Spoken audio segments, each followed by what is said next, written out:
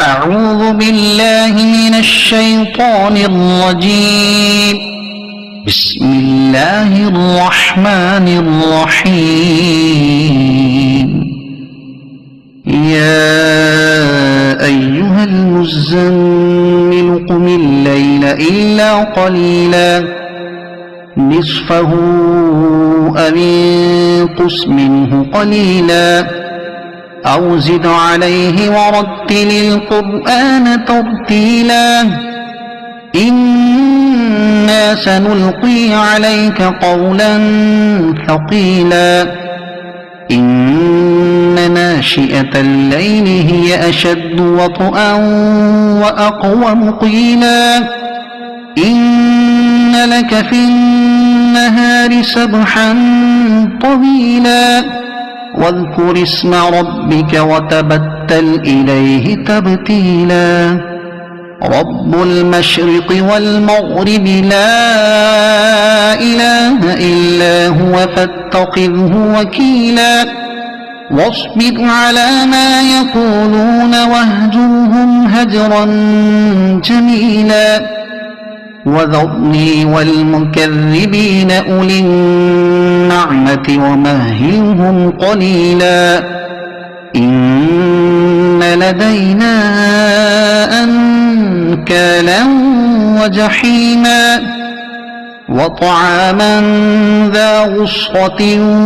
وعذابا أليما يوم ترجف الأرض والجبال وكانت الجبال كثيبا مهيلا إنا أرسلنا إليكم رسولا شاهدا عليكم كما أرسلنا إلى فرعون رسولا فعصى فرعون الرسول فأخذناه أخذا وبيلا فكيف تتقون إن كفرتم يوما يجعل الولدان شيبا السماء منفطر به كان وعده مفعولا إن هذه تذكرة فمن شاء اتخذ إلى ربه سبيلا إن ربك يعلم أنك تقوم أدنى من ثلثي الليل ونصفه وثلثه وطائفة من الذين معك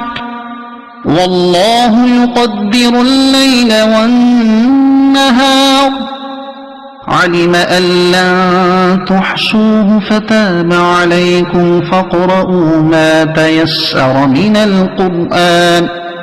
علم أن سيكون منكم مرضى وآخرون يضربون في الأرض يبتغون